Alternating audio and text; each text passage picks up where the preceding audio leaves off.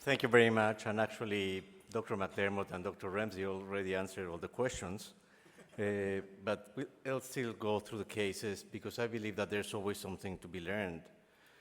So the first case is a 22-year-old woman. She's in college, and she presents with a 3-month history of diarrhea, abdominal pain, fatigue, and a 12-pound weight loss. She smokes 15 cigarettes per day, takes ibuprofen for menstrual cramps, and has a brother that has Crohn's disease with extensive small bowel involvement with strictures.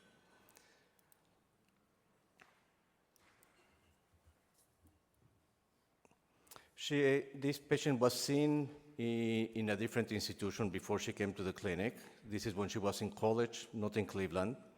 She underwent an EGD, so we have some of the reports, numerous small superficial ulcers in the antrum, slight narrowing of the distal duodenum, undergoes a colonoscopy. The mucosa of the cecum has erythema, has deep ulcers, and the mucosa of the terminal ileum has some erythema, is friable, and has some aphthous ulcers were described. The CT enterography showed hyperenhancement of the distal 10 centimeters in the terminal ileum and cecum, and a mild stricture of the terminal ileum and the ileocecal valve. This is a MR enterography, and I'm not sure whether, can you see the, yeah, I'll show it here, but I'm not sure that the panel will be able to see it. But essentially what it shows is a segment of inflamed terminal ileum that is fairly, the hyperenhancement is very easy to see.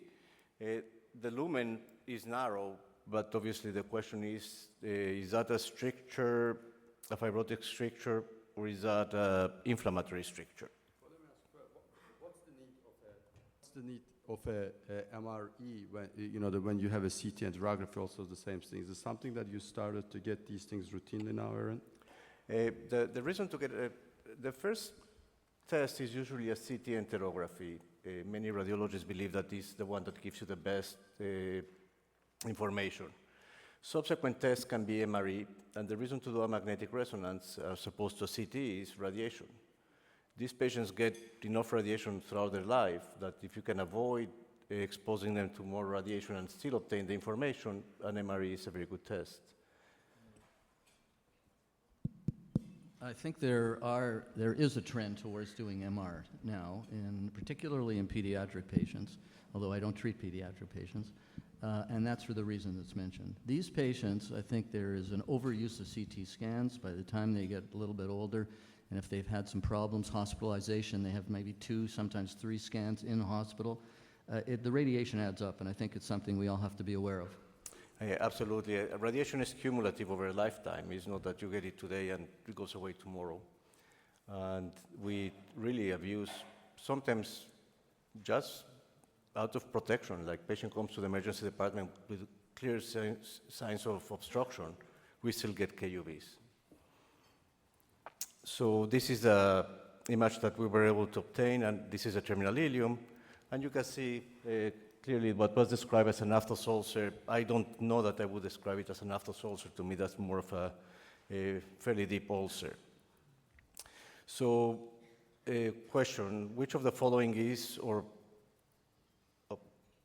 are markers of aggressive disease course in the patient? Family history, deep ulcers in the cecum, being female, age, or NSAID use? Please enter your answers.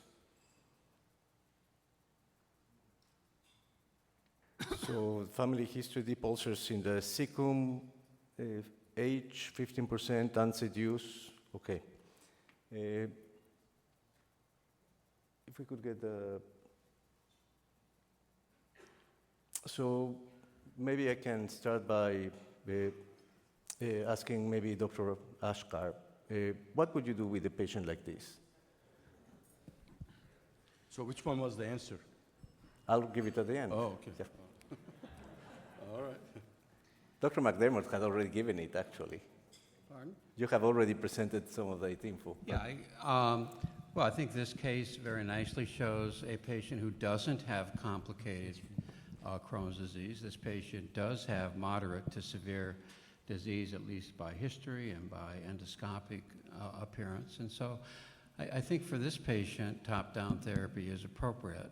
Now, you can argue as to whether you would use biologics alone or whether you might, in this patient, use combination therapy. I think everyone is aware of the issue of whether you would use combination therapy in a young male.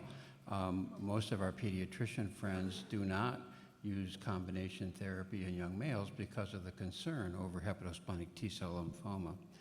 And so I would ask the audience to raise their hands. How many in this patient would use a biologic alone? If you can raise your hands. Okay, one person. Okay.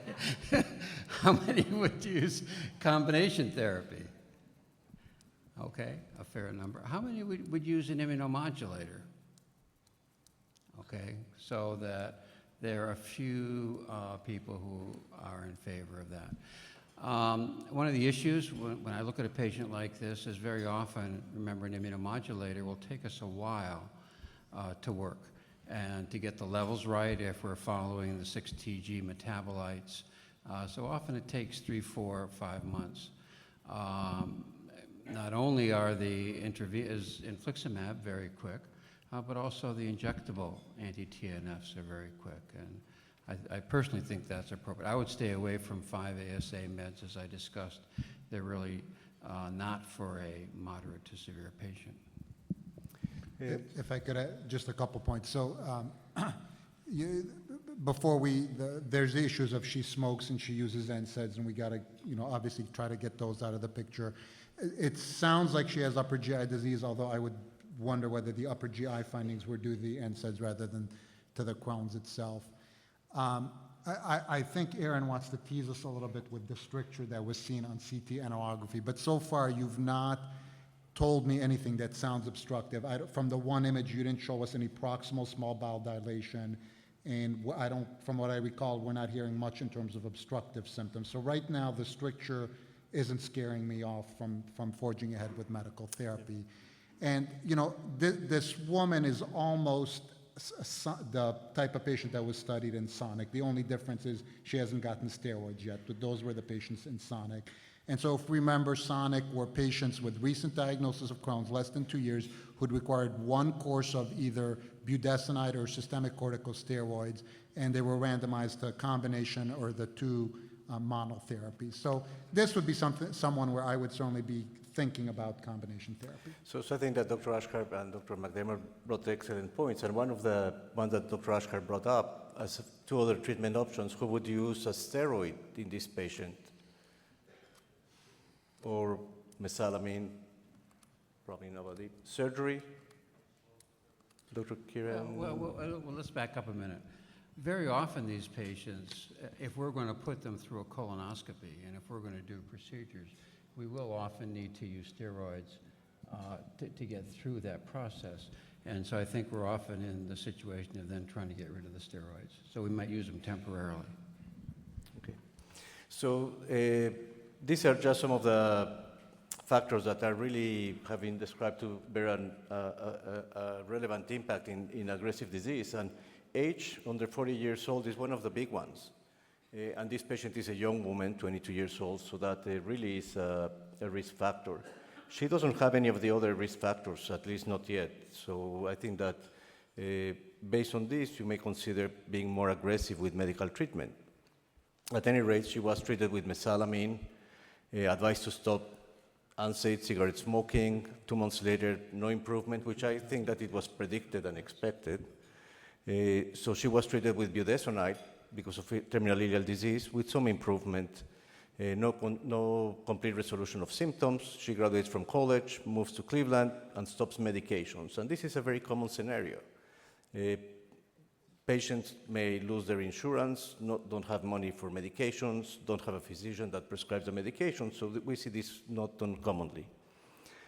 So a year later, she has an exacerbation. She presents with diarrhea, nausea, anorexia. This time she has abdominal pain, distension, weight loss. And she's anemic, has high platelets, low albumin, CRP 3.4, sed rate is elevated. And we always check for C. diff, which was negative. This is an image of the colonoscopy that she had. That's the ileocecal valve. So to the audience, which statement is more accurate? The stricture is not an absolute contraindication to treatment with anti-TNF alpha. Endoscopic balloon dilation should not be attempted because there's inflammation in the ileocecal valve and increased risk of complications. Corticosteroids can be used to decrease inflammation and limit resection if this patient goes to surgery. And anti-TNF alpha should be stopped 3 to 6 months before surgery, assuming that you start these medications. So if you could enter your answers, please. So maybe, Dr. Cohen, what would you say about a patient like this? Would you recommend surgery, balloon dilation, medical treatment?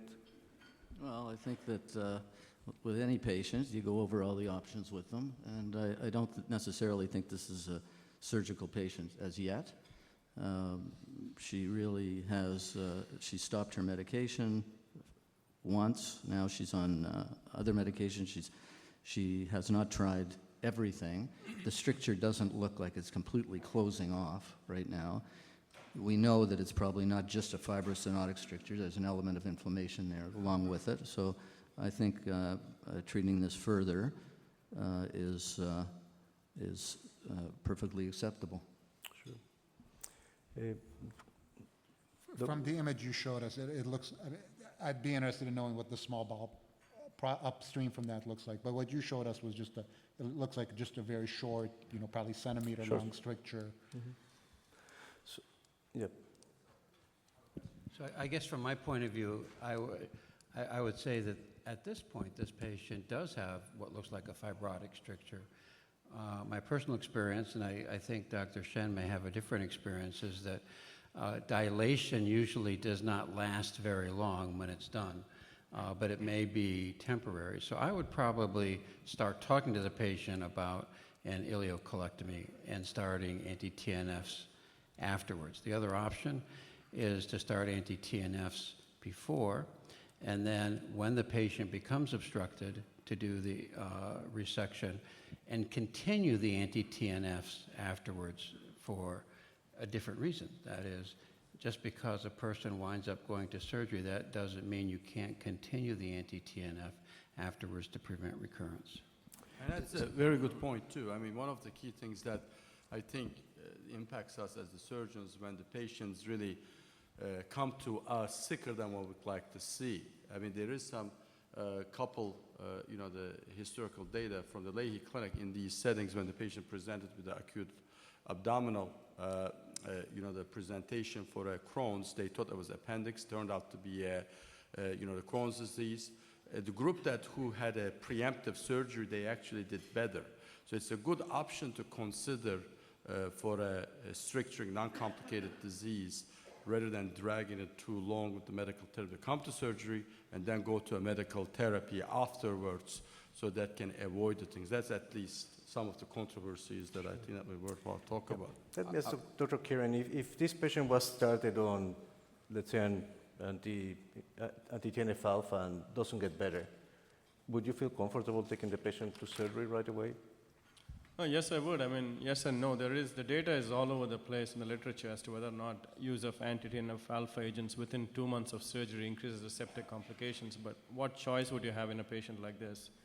The one thing I think that we're forgetting here is it's very important to know what's happening with the upper gastrointestinal disease, because this patient has proven that she's not very compliant with medication, especially if we think that the upper gastrointestinal disease is because of NSAID use, and now it's gone.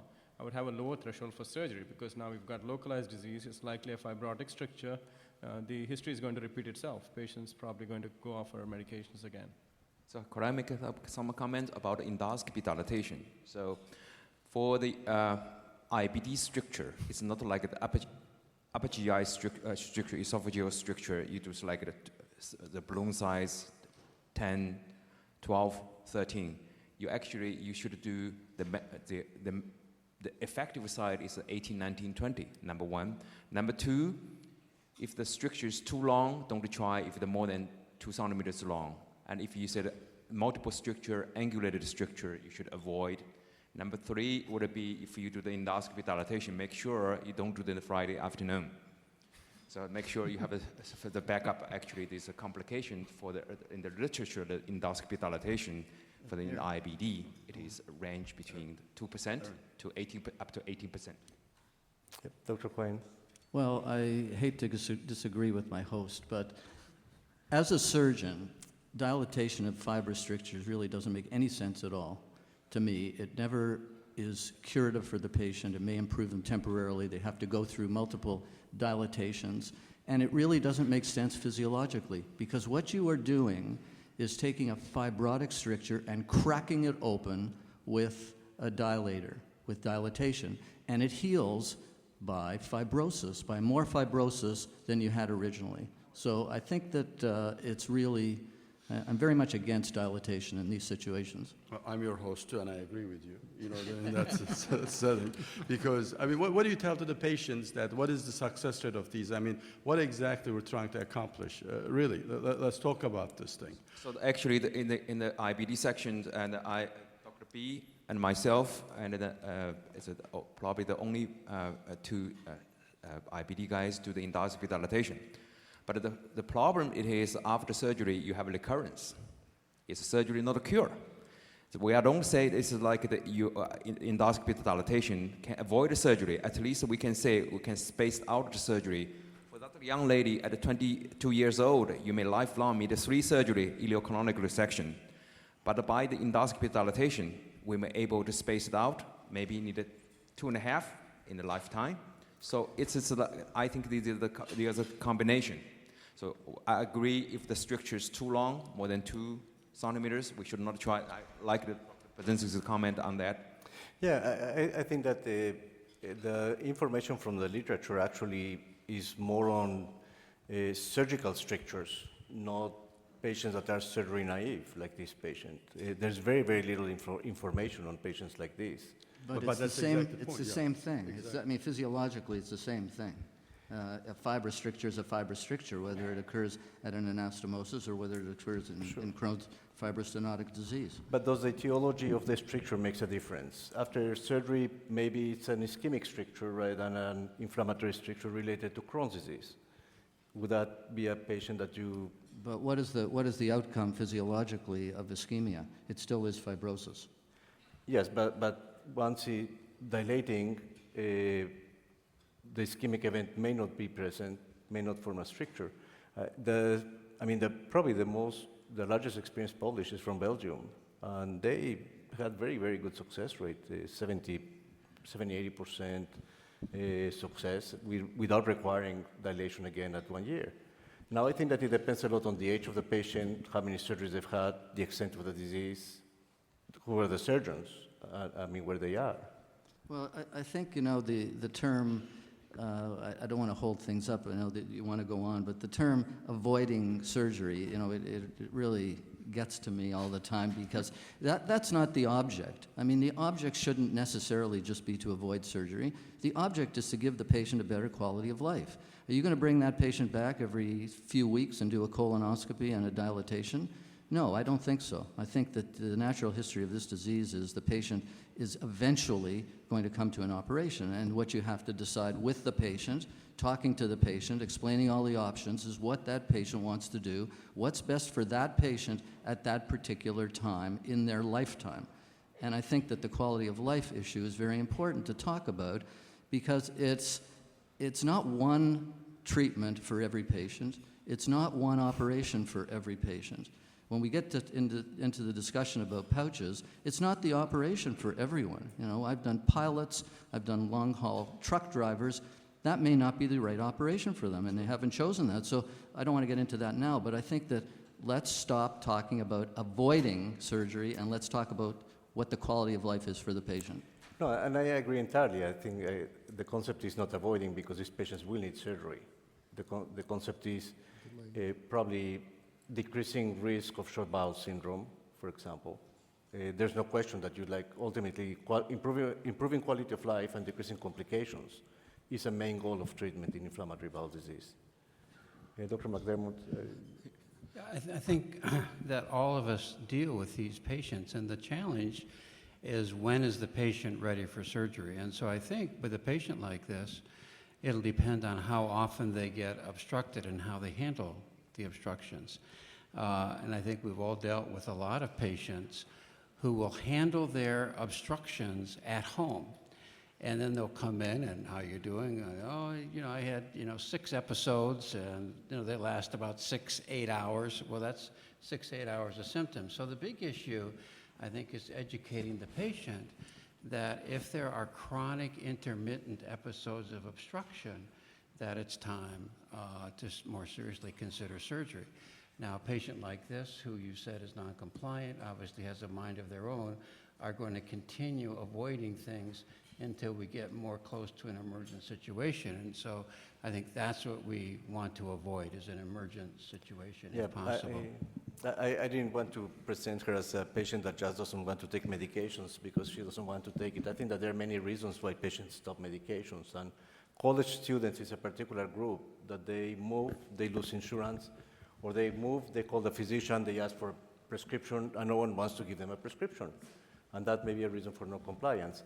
I think that a patient like this, she's 22 years old, hasn't been very symptomatic, seems to have a very short stricture that is fairly open, like Dr. Ashkar mentioned, probably not very symptomatic.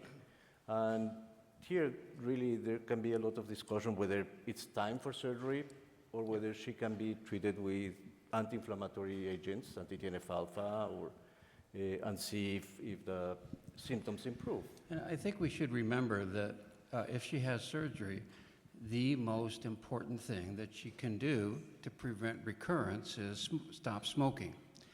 Now, that being said, I'm very old and I'm the curmudgeon now. And so I say to my patients, please smoke, because the surgeons want you back again as quickly as possible. And you'll see me more and we'll do more colonoscopies. It doesn't do any good. They just look at me and continue smoking. But from a practical point of view, stopping smoking, and that data comes from the surgical literature. It's beautiful in terms of, and it's amazing how much less frequently the patients come back to surgery and how longer they go between. And so that, for her, would be the critical issue, I think. Sure. So this patient undergoes a balloon dilation, starts an anti-TNF-alpha, develops obstructive symptoms again. The obstructive symptoms improve, but she continues to have diarrhea, abdominal pain, undergoes an MRE, and these are the images of the magnetic resonance that she had this time. And what's new here is that the segment of inflammation is a bit longer, but there's also a fistula that goes from the terminal ileum to the appendix, and there's enteroenteric fistula in the mid-abdomen. And this is something that is not uncommonly seen. Whether this was related to treatment, probably not. This is something that she already had when she presented with the treatment. Now, with this information, would you do anything different? Well, I think that at this point, surgery is absolutely indicated. One, because for internal fistulae, the anti-TNFs don't work. For a fibrotic stricture, they don't work. She now has a complication. But the other issue is that I wind up sending a lot of patients like this or other issues to surgery, and we are limited in what we can tell. And I bet anywhere from 1 to 3 times a week, I get a call from the surgeon after the operation and says, yeah, you're right. The patient did have a stricture and a fistula, but in addition, the patient also had a second stricture, or the patient also had another fistula, or something else is often found. So once you see one complication and then a second complication related to that, in this case the fistula, perhaps related to the stricture, it's very possible that our imaging procedures and endoscopic procedures do not tell us that, yeah, in addition, there may be a third complication. So absolutely, this patient needs surgery. And I think that the teaching point on this patient is that don't decide on treatment before you have all the information. This patient underwent a colonoscopy. The treatment is decided without having imaging study. It's almost 2 years since presentation. She had not been seen before.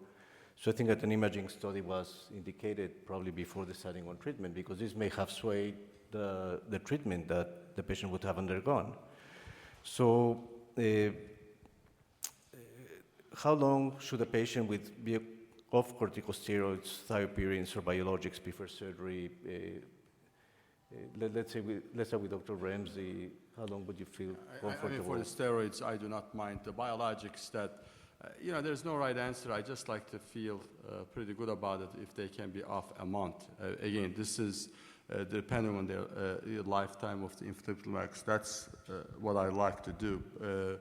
At least this is how I practice, but I'm very liberal on these patients. If I have any doubt, the tissue qualities, any technical difficulty, bowel size differences, I like to give them a diverting, the ileostomy itself. I mean, I prefer to do an end-to-side anastomosis, stapled, but as we talked about, as the type of the anastomosis really do not make any difference in that sense. The hands-on anastomosis are preferred technique when you have a bowel size discrepancy, the one side is bigger, thicker. Those are the ones we like to do, the good old hands-on technique itself. That's at least how I do it. Yeah, I agree. I think that there is no right answer.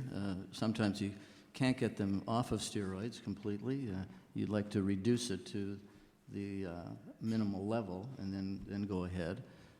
With biologics, it's the same. I think that probably the levels, if they're mentioned, are negligible at 4 weeks, or the half-life is such that I think that it's probably safe to go ahead at that time. So as far as the first question there is no right answer. I think you just have to be careful about what's going on. Yep. Dr. Kiran? No difference. Okay, well, I think often the patient's severity of symptoms are going to drive whether you have the luxury to debate about number one or not. So, and the thiopurine, let's remember that when you stop it, it's not going to disappear from your system right away too. So probably realistically, you're talking a month for that to get out of your system as well. yeah, I'd love to have this discussion in a surgical scenario or meeting, because my experience is that many of or at least some of the colorectal surgeons say before 3 months we want the surgery. Some want to wait longer than that. Ravi, I don't think any of us, maybe the older generations, but not the younger guys, okay? There is some variability. You said it, Yes, yeah. between, there's some surgeons who have very strong feelings one way or the other, and some who say whatever you recommend we'll go with. I mean, I think the reality is, yes, ideally we would like the medication off, but the patient's getting a flare of the disease is worse, I think. So you just got to balance the two. Yeah, and sometimes tapering steroids will lead to a big flare-up, and patient will be sicker. Yeah. So you don't want to wait too long, but don't want to do surgery too soon. So this was the first question, the markers, and the correct answer was age. This is a young woman, 22 years old. And in regards to which statement is more accurate, I think that the point was that having a stricture is not a contraindication to starting an anti-TNF-alpha agent. There was initially when infliximab came out to the market, there were many series that reported that, or actually suggested that infliximab causes strictures because it heals very quickly the inflammation. And I think that those patients had a stricture. They were just not it was a tight fibrotic stricture. But if the patient has a mild stricture like she had and a lot of inflammatory component, I think that treatment with an anti-TNF-alpha is perfectly fine. Thank you.